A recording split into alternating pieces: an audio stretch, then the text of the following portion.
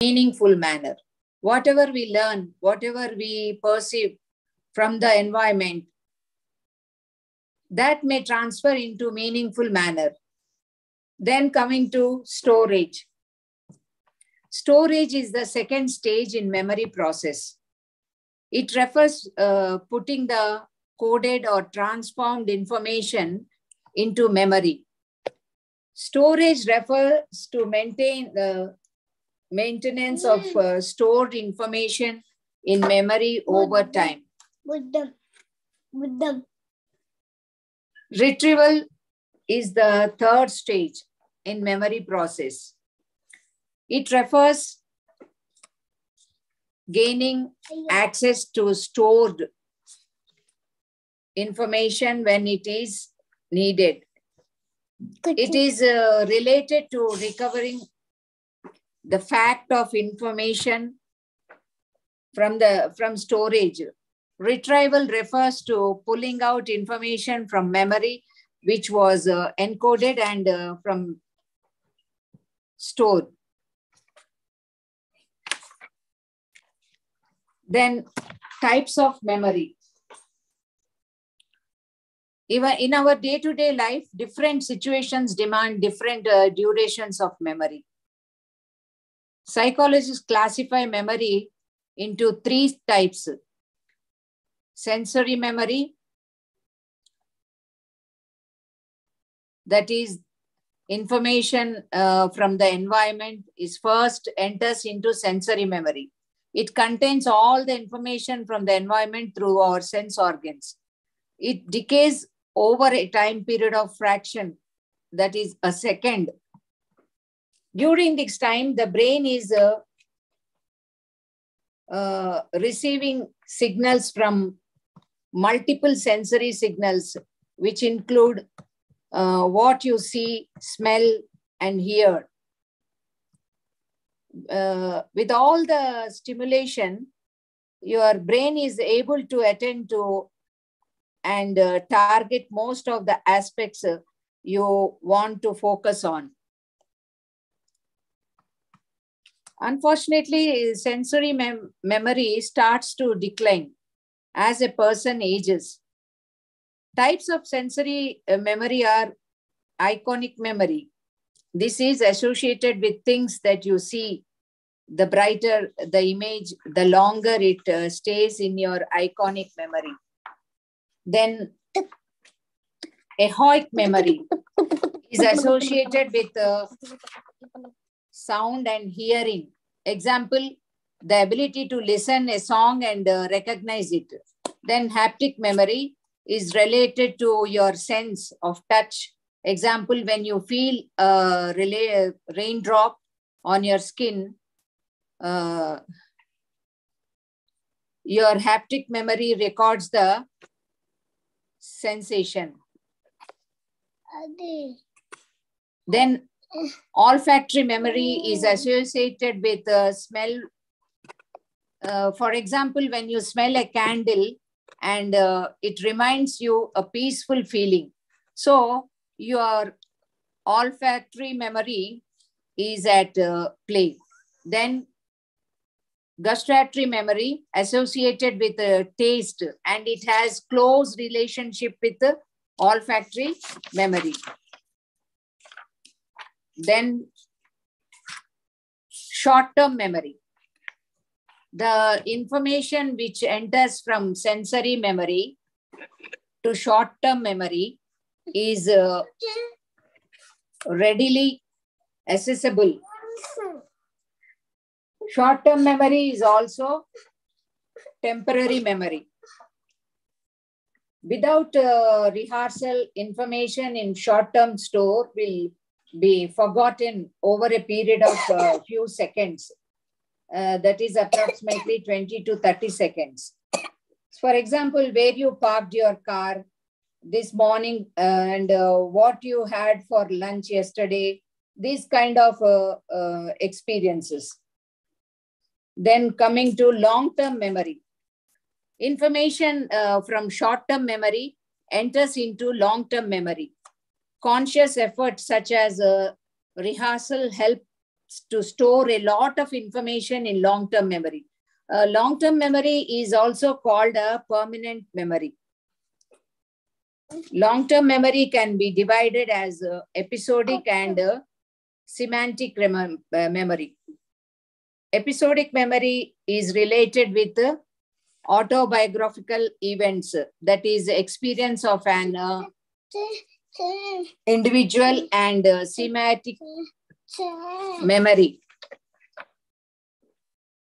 related with knowledge of facts and concepts about our surroundings.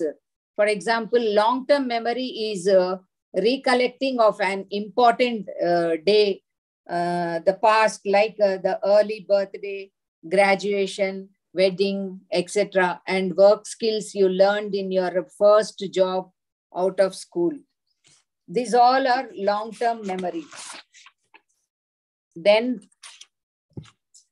working memory.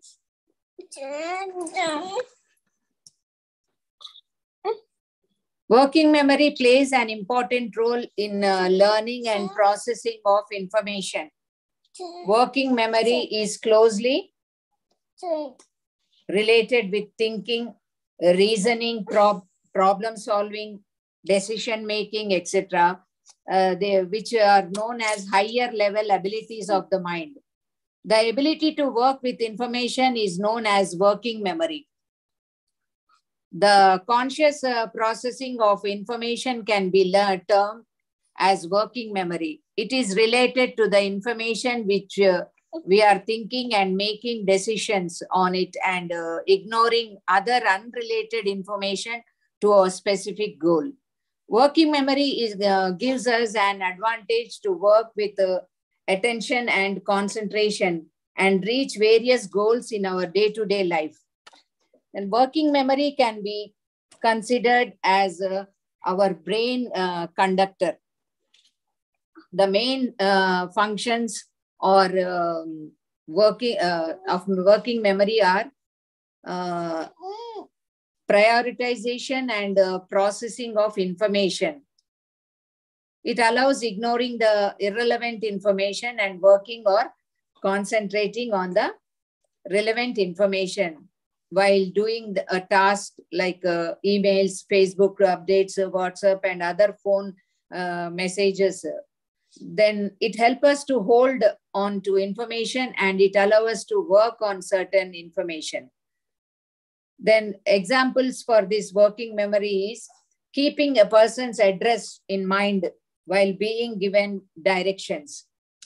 Keeping the sequence of a story in mind before the person completes telling it. Trying to remember a phone number while a toddler shouting for attention. Calculating the total bill of your groceries as you are shopping. I mean, while shopping, will be calculating in your mind. So these all are working memory. Then, how to improve memory? According to many research studies, memory can be improved. Most useful techniques are to improve our memory. First letter technique. How this memorization technique is very useful to remember some words or information.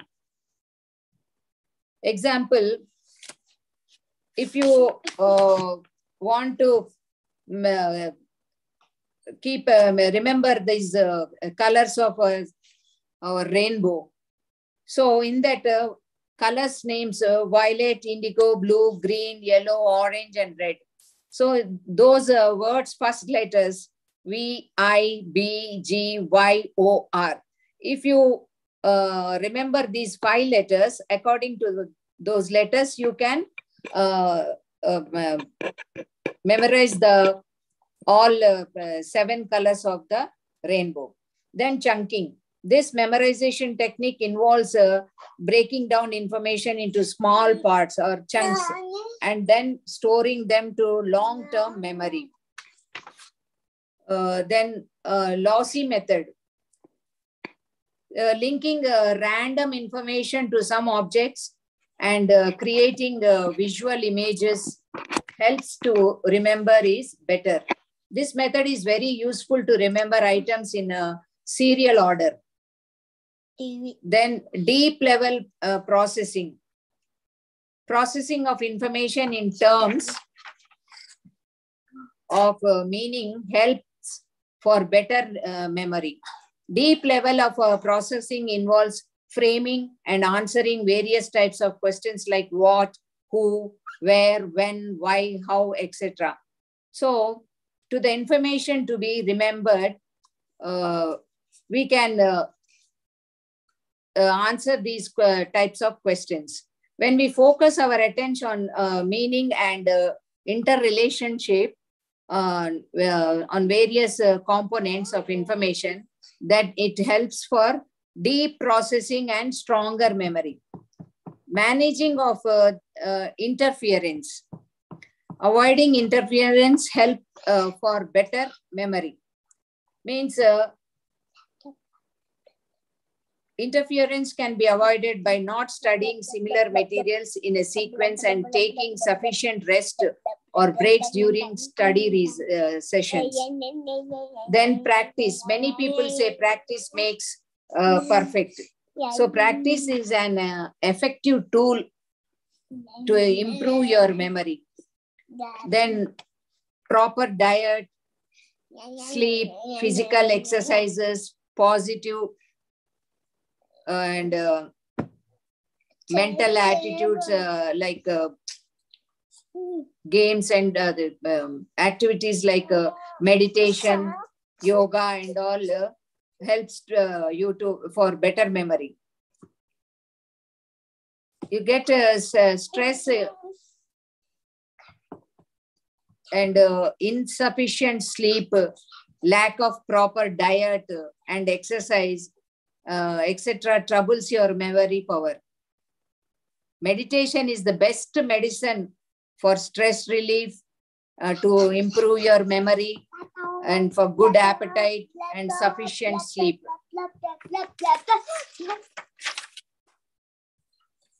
Then forgetting. When we talk about learning, we have to talk about forgetting also. Because memory and forgetting are counterparts. Forgetting is a natural phenomenon and the opposite of learning. It is not possible to remember each and every experience or fact without forgetting. According to Mann, forgetting is the loss, permanent or temporary, of the ability to recall or recognize something learned earlier. Forgetting is the phenomenon in which experience the failure to reproduce the learned material. It refers loss of encoded and stored information in the memory. Then nature and causes of forgetting. There are many reasons on why we forget things. According to some researchers, encoding, storage and retrieval processes are interrelated. Hence, memory can fail at any of the three stages, like that is encoding, storage or retrieval, leading to forgetting. Sometimes the information or experiences never make it to long-term memory. Other times, the information or experience enters there, but is lost before it can be properly stored or recorded in long-term memory. Failing or remember or recollect information or experiences doesn't mean the information is erased completely. Sometimes information or experience is there, but for various reasons, we can't access it. So, theories of forgetting. The trace decay theory. According to some psychologists, learning results in neurological changes, which it leaves certain traces in the brain. The information that is not used for a longer period of time decays or fades away over time. The trace decay theory is known as disuse theory. It has proved successful in explaining forgetfulness of short-term memory, where practice or usage of knowledge or skill prevents forgetting. Then interference theory. According to interference theory, the main cause of forgetting is interference. It may work in two directions, that is both forward and backward, which are known as proactive inhibition and retroactive inhibition. In proactive inhibition, the acquisition of new information or skill interferes with the retention or recall of previous learned information or skill. While in retroactive inhibition, the previous learning interferes with the acquisition of new information or skills. Experimental results reveal that when similar experiences follow each other, they produce more confusion, leading to forgetting. In next, the repression theory. Forgetting may be natural or abnormal. Natural reasons may include as a decay, interferences, etc.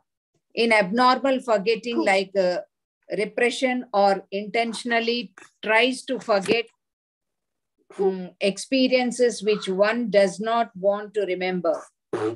According to Sigmund Freud, the human beings push the painful memories into unconscious and try to ignore them intentionally. Hence, people forget things which they do not want to recollect from memory. Example, if someone expires in a family, relatives or friends, we should try to forget, or else it may lead to depression.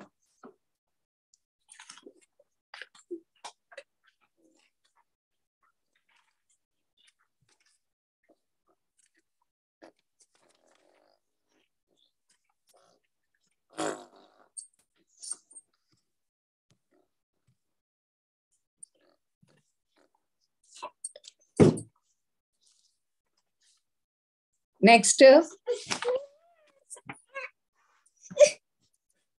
education in the Indian context.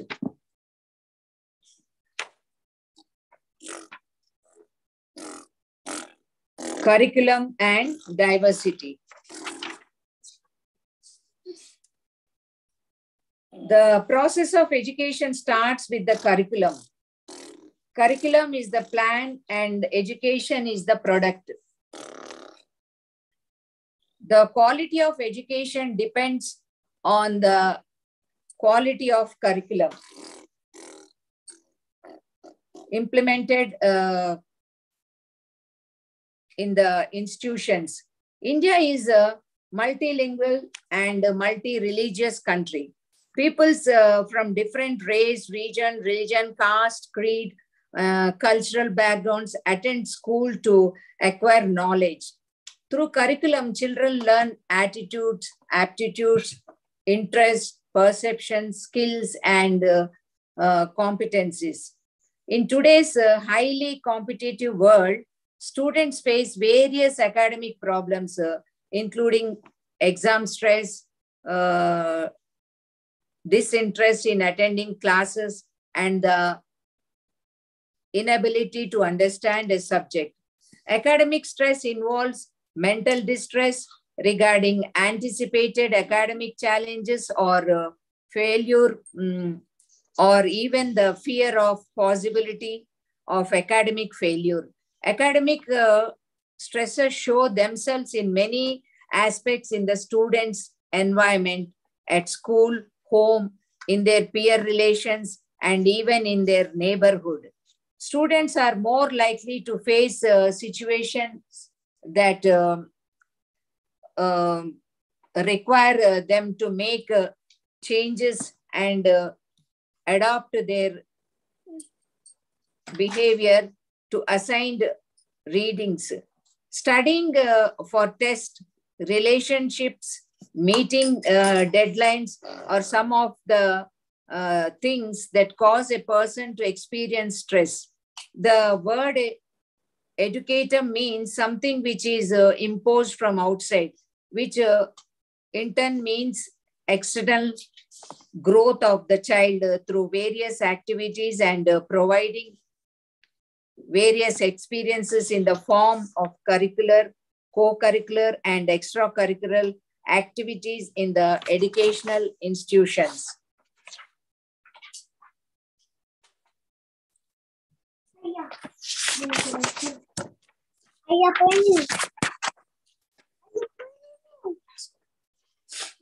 Then definition of a curriculum. Different educationists have defined the curriculum differently. Cunningham says, curriculum is a tool in the hands of the teacher to mold the pupils according to the aims and ideals of the institution. According to Crow and Crow, curriculum includes the activities and experiences planned inside and outside of school to help the child grow physically, mentally, emotionally, socially, spiritually, and morally. Carter says the curriculum is the overall general plan of the content or specific material of instruction which school offers to the students by way of qualifying him for professional or vocational field. Secondary Education Commission report explains curriculum as the totality of experiences that people receives through various activities and experiences in the form of classroom activities like quiz, bus groups, snowballing, debates, presentations, and then role play, etc. Then library visit, laboratory work, workshop, playground, then projects, assignments, formal and informal contact with the various people like teachers, administration.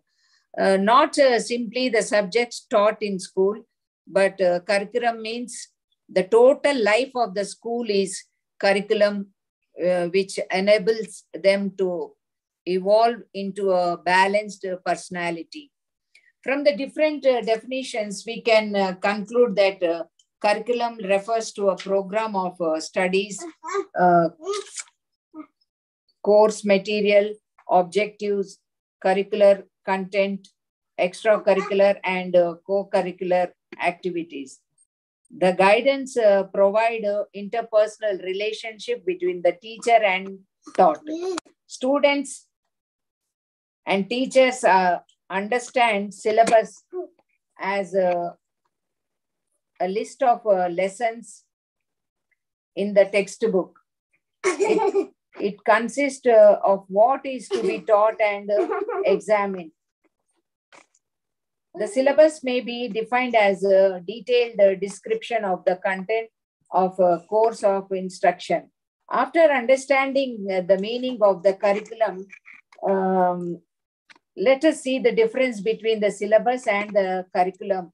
There are different types of curriculum. They are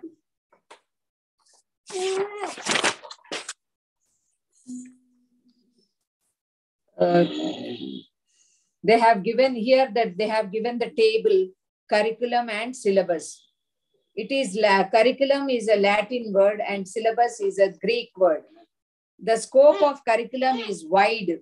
The scope of syllabus is narrow. And it is prepared by the government of college or institution. It is prepared by exam board. Then curriculum is entire course and syllabus is term wise. Then it is same for all teachers. Curriculum is same. Then syllabus is varies from teacher to teacher. And it is the set of course offered in educational institution. It is the description of the subject that are to be taught in the particular class. It is an overall content taught in an educational system or a course. Then syllabus is the document which has concepts covered in a particular class. It cannot be adjusted easily. Then syllabus can be adjusted easily. Then curriculum is prescriptive in nature. Then syllabus is descriptive in nature. And curriculum is not accessible to the students, but syllabus is accessible to the students. Then types of curriculum is explicit or curriculum, then societal curriculum, then social curriculum, hidden or covert curriculum, null curriculum, and phantom curriculum,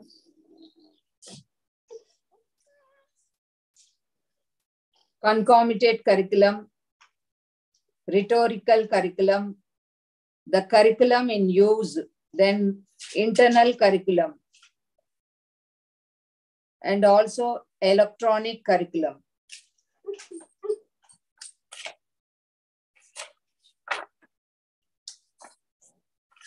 Then hidden, what is hidden curriculum?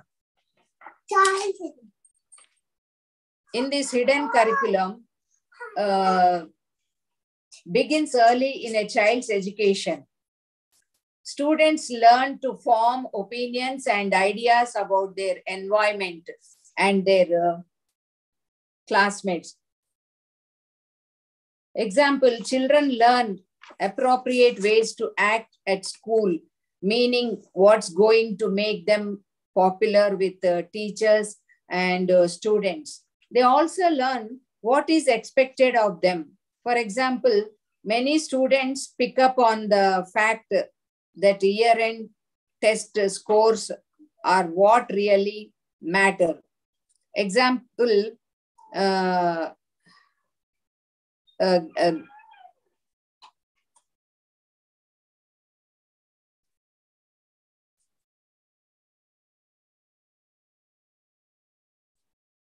children, after many students, year-end, they'll be actively selecting their important questions, what type of questions they may get, and choosing the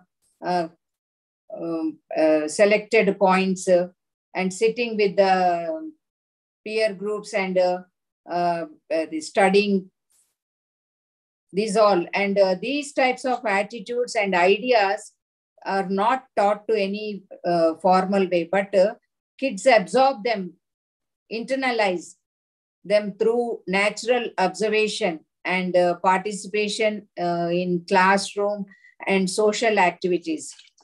Then areas of hidden curriculum in our schools that mold perceptive of students deal with issues such as gender, morals, social class, stereotypes, cultural expectations, politics, and language. Gender roles, for example, become very apparent in early grades when socializing becomes divided into boys and girls. The child picks up the values, attitudes from the school. It includes the body of socially approved knowledge, which the child learns informally. Institutional administrators, teacher, and institutional staff, their attitude and behavior indirectly communicate a lot of messages to the students. Then the sources of hidden curriculum. School as a source of hidden curriculum, school norms, celebrations, functions, role and relationship between teachers and students, teacher expectations. Student expectations are the sources of hidden curriculum in the school. Attitudes, values, behavior, beliefs of an institution are part of hidden curriculum. Then during the celebrations and functions like Children's Day, Teachers' Day, Annual Day functions, they can improve the bonding between teachers and the students also. Then society as a source of hidden curriculum. It represents a dominant culture, socio-economic hierarchy, and conservative bias which work against democratic values, diversity, equality, and social justice. Then what is the role of the teacher? It's the understanding hidden curriculum helps the teacher to review their attitudes, values, which influence the students. The teacher can use the hidden curriculum as a teaching strategy and present some messages through teaching. Hidden curriculum can be agent of social change in the hands of the teacher. Teachers and schools can bring a positive impact on education through the hidden curriculum. Language and skills can be improved through collaborative learning strategy in the hidden curriculum. Teachers and parents can positively share and change the behavior of the students using the hidden curriculum. Teachers can change the negative behavior of the child through the hidden curriculum.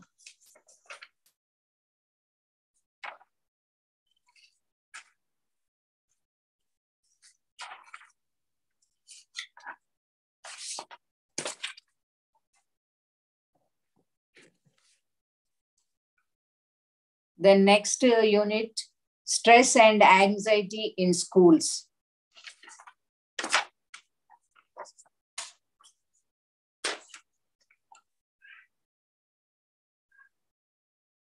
What is stress? In our ever tedious and preoccupied lives, where we seem to be chasing one thing after the other, feeling stress has become fairly common. It could be stress from work or personal life, acute or chronic. Even when our body is at rest, our mind never stops thinking, which ultimately leads to stress and feeling of being burdened.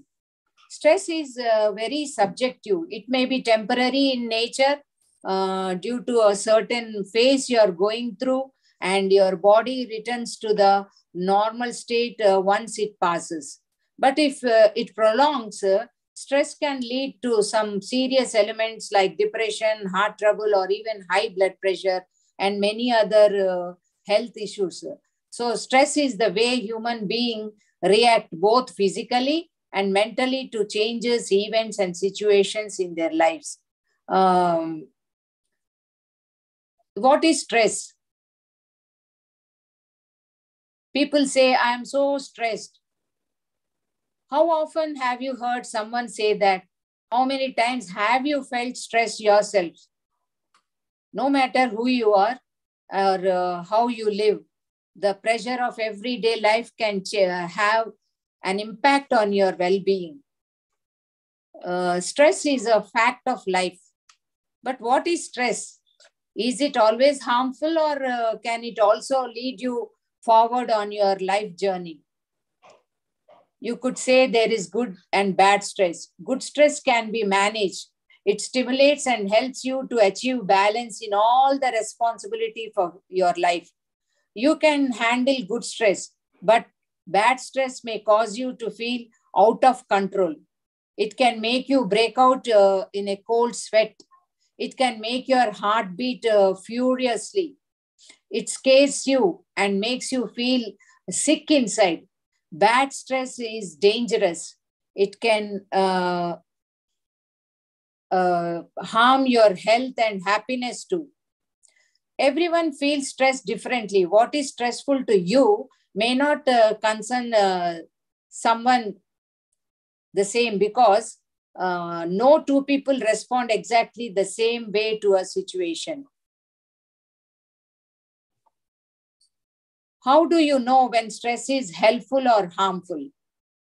And how can you control your stress responses? Your perception, thoughts, and actions can make all the difference in turning bad stress into good. By understanding your personality and your reactions to stress-provoking situations, you can learn to cope more effectively. In psychology, stress is a feeling of emotional strain and pressure. Excessive amount of stress, however, may lead to bodily harm. Stress can increase the risk of strokes, heart attacks, ulcers, and mental illness such as depression, and also aggravation of pre-existing condition. Then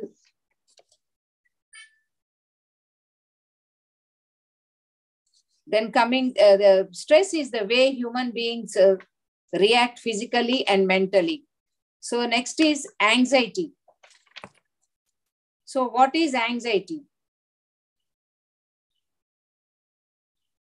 The most common response to our stressors is anxiety. Anxiety is a general term that can cover several different types of disorders. All of them have nervousness, worry, fear, and apprehension in common. Sometimes the feelings can be overwhelming enough to manifest physical symptoms. Anxiety is not stress, though the two terms are often used interchangeably. Then difference between stress and anxiety. Stress and anxiety can share some of the same primary physical symptoms, such as pounding hearts, rapid breathing, dilated pupils, and muscle tension. The symptoms vary, but can overlap. Some people stress when making ordinary delay decisions, such as where to go, what to eat, and what to buy.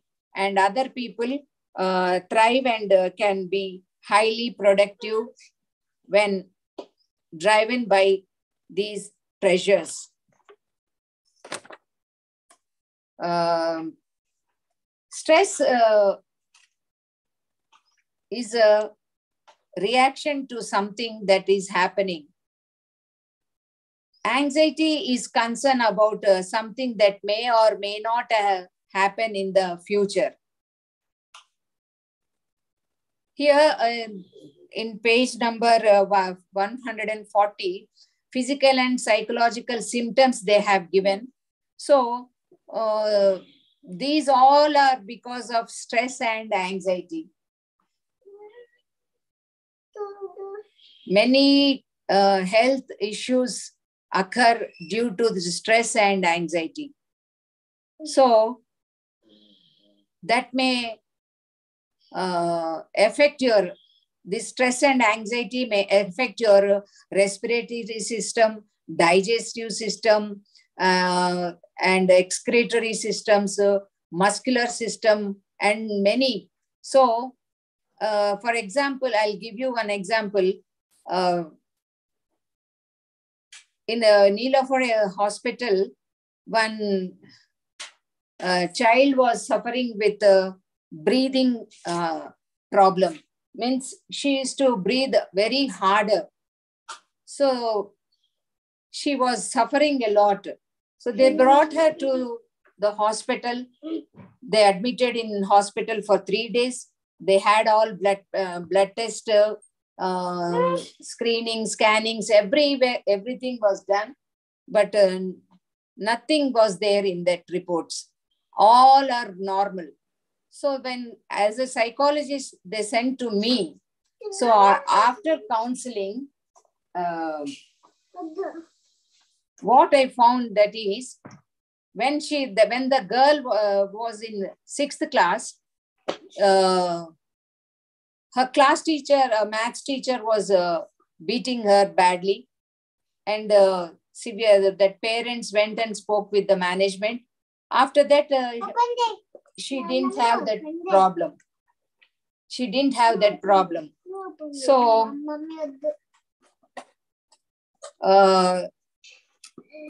and again, after the holidays, in summer holidays, next she went to the 7th class. When she went to 7th class, the same maths teacher was continuing in 7th class. She was taking maths to the same students for 7th class also. But that teacher was not beating this girl. But when she was beating the other students, this girl was scared so much. So that went to in stress, and that's a stress effect affected the respiratory system. So this was the reason. So there was nothing in the reports, and the main reason was the fear of maths teacher. When the teacher was beating other students also, the same problem and the pain she had with her. So that affected her a lot, and it affected her respiratory system. And even a student of 6th class, same. In 6th class, they were having some government exam. If they get rank in that, they can get admission into the hostel. So, so the parents made him for the exam, and the child was so much stressed and lost his appetite. So again, same thing, because I worked for Neelafore Hospital, I see many teenage children suffering with these problems. So he lost his appetite, and same thing came to the hospital, had all types of tests, screening, scannings, nothing was there. But after counseling, the student opened up that he had severe tension about the exam. He himself told the mother, "Mama, don't be tensed. I'll get the rank. I'll get the admission." But at the same time, he's managing mother and managing himself, but become a burden for him. That burden became a stress, and the stress affected his digestive system. So in this way, stress affects all our parts of the body. It affects a lot physically. The mental behavior, stress, anxiety, all these mental issues affect our body, physical parts. And for this, meditation is the simple, fast way to reduce stress. If stress has you anxious, tense, and worried, consider trying to meditation. Spending even 5 minutes in meditation can restore your calm and inner peace. So meditation is considered a type of mind and body complementary medicine it is. So meditation can produce a deep state of relaxation and tranquil mind.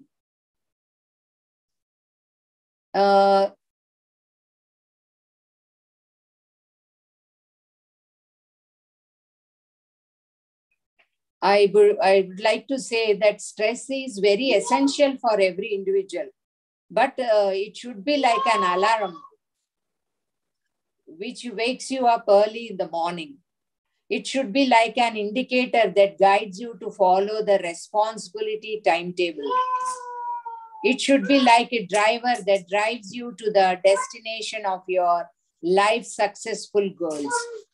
So, and then coming to academic stress and anxiety.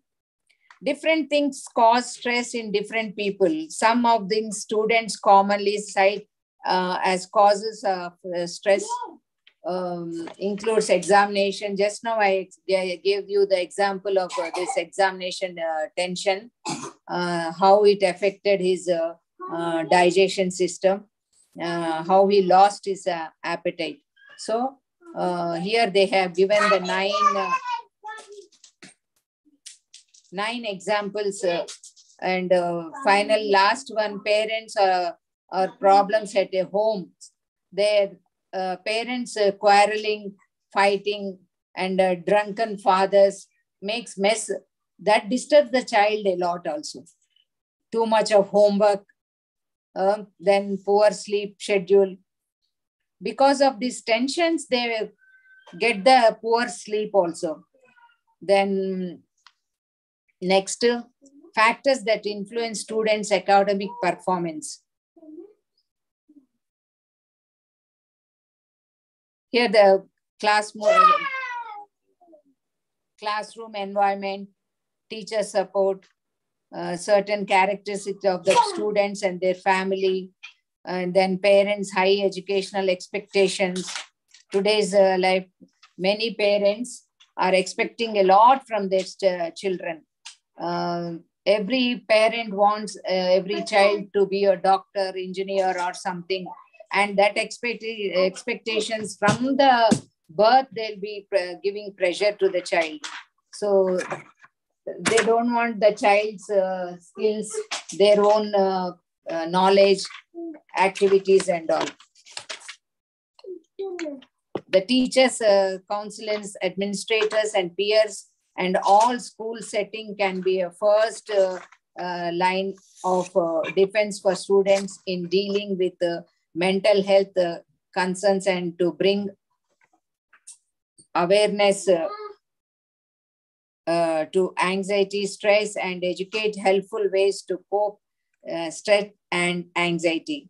Academic anxiety is an emotional state characterized by a sense of insecurity, avoidant, and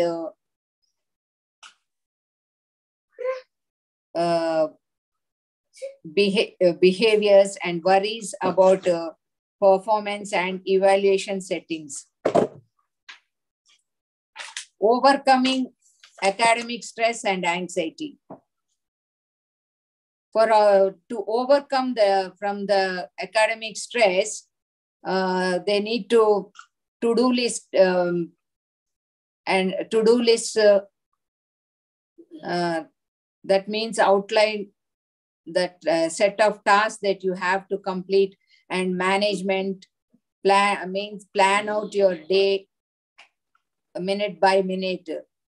Then reward system. Then ask for help and move on. Take breaks to breathe. Whenever you find yourself worrying, put your pens and pencils down and breathe. Closing your eyes while breathing in through your nose and out through your mouth. Take a deep breath and breathe out with your mouth, like pushing the breath. Then eat healthy food. Then restful sleep, good exercise, meditation, yoga, sports, these all will help you. And practicing positive study habits. That means before time, before submission, where you have to complete your homeworks, your daily work, etc. Then parental pressure. Two of the biggest failures of Indian education system and parenting in modern Indian are the inability to identify learning disabilities such as dyslexia and considering academic failure to be the end of life.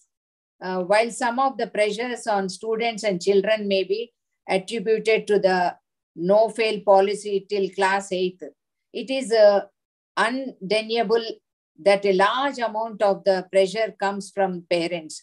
Parents compel their words to take up science and mathematics as subjects in high school in the hope that their children may become engineers or doctors. The children themselves may be interested in commerce or other or arts and other subjects. The choice completely ignored. Though they don't give important to their children's interest, choice. Parents want the best for their children, and it's surprisingly easy to put too much pressure on them. And a study of Johns Hopkins University in California revealed that 92% of the parents felt it was important for their children to excel in school, while 39% of students felt there was too much pressure on them. Too much pressure damages a child's self-esteem and can lead to severe consequences, including depression. Then peer pressure. What is peer pressure? Peers are people who you socialize with or that are similar to you in age, interest, or in some other way. Peers can include people you're friends with, go to school with, work with, or meet at an event. Peer pressure is when you are influenced by other people to act in certain way.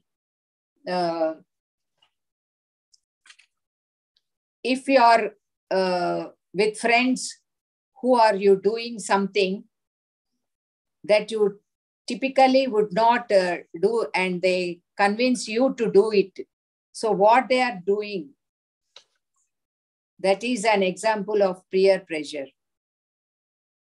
In peer pressure, pressuring a friend to drink or try drugs, needing to dress or act a certain way, cheating or copying someone else's work, or letting others copy your work, convincing a friend to skip school, encouraging a peer to fight or bully someone, having sex before you feel ready.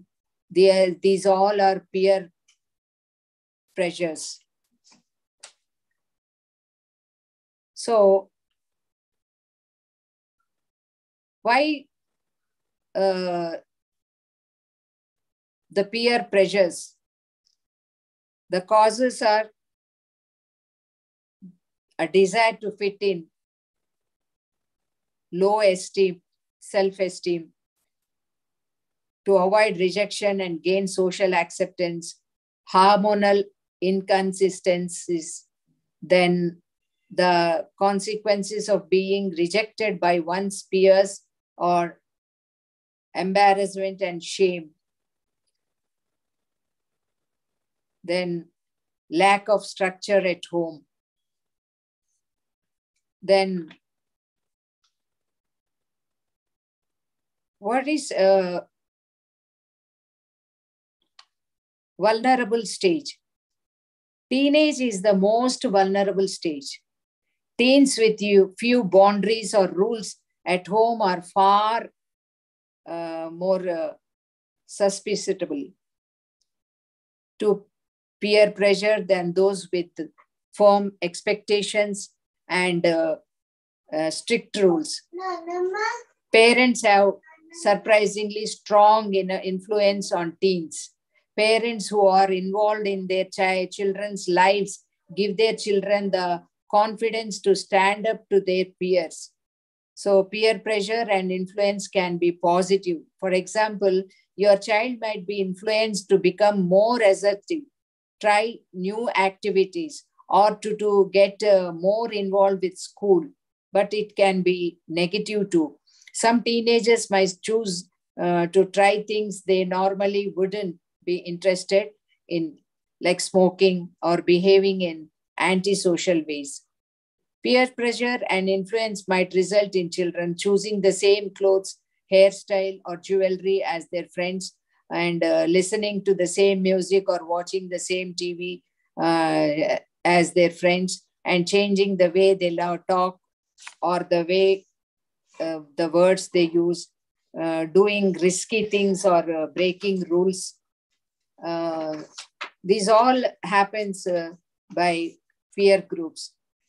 And then bullying. What is bullying? Bullying is when you keep picking or someone because you think you're cooler, smarter, stronger, or better than them. Bullying is unwanted aggressive behavior among school-age children.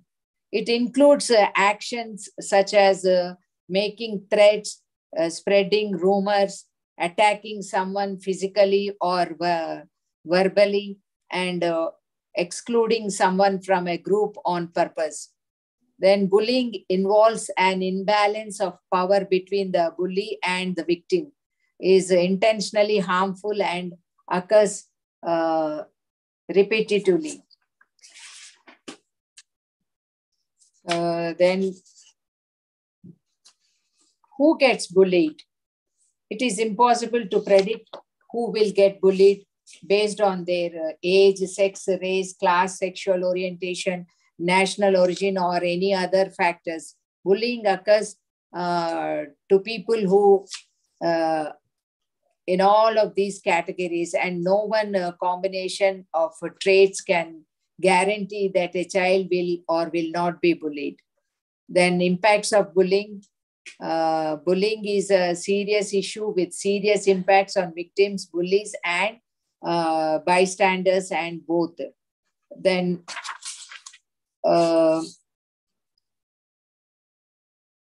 anxiety is usually comes from before or during the taking of test. Test anxiety can be defined as a psychological condition in which people experience extreme distress and anxiety in testing situations. Symptoms of the test anxiety is physical symptoms, cognitive and behavioral symptoms, emotional symptoms. What are the causes of test anxiety? It is a history of poor testing outcomes, being unprepared, being afraid of failure, then biological causes, mental causes, then steps to overcome from the anxiety. Make sure you are prepared. That means studying for the test early until you feel comfortable with the material. Then banish the negative thoughts. If you start to have anxious or defeated thoughts, such as I'm not good enough, I didn't study hard enough, or I can't do this, push these thoughts away from and replace them with positive thoughts like I can do, I know the material, I studied hard, so I can go far in helping to manage your stress level when taking a test. So get enough sleep. A good sleep at night will help you concentrate and memory. And take deep breaths. Already I have told, take a deep breath with your nose and push the breath with your mouth. Avoid the perfectionist trap. If you seek for the perfection, then you may get anxiety again, stress can increase the stress levels also.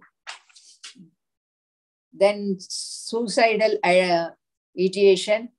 India has one of the highest suicide rates among teenagers and young adults between the age of 15 to 29 because of failure examinations among the top 10 reasons for suicide in the country, while family problems among the top 3. And depression is the common and mental disorder that negatively affects how you feel, the way you think, and how you act. Depression is associated with the suicide. Depression, the signs are feeling of hopelessness or emptiness,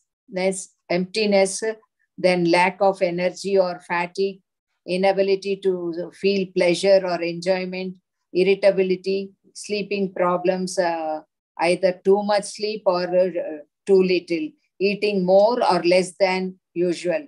Physical symptoms that persist, such as headaches, stomach aches, or pain. So people who are depressed and intend to commit suicide usually do talk about it, and this communication should always be taken seriously, and medication is also must. Then meditation, along with the meditation, yoga, exercises, pranayama also helps a lot to come out of the depression, and we can prevent suicidal problems. Thank you.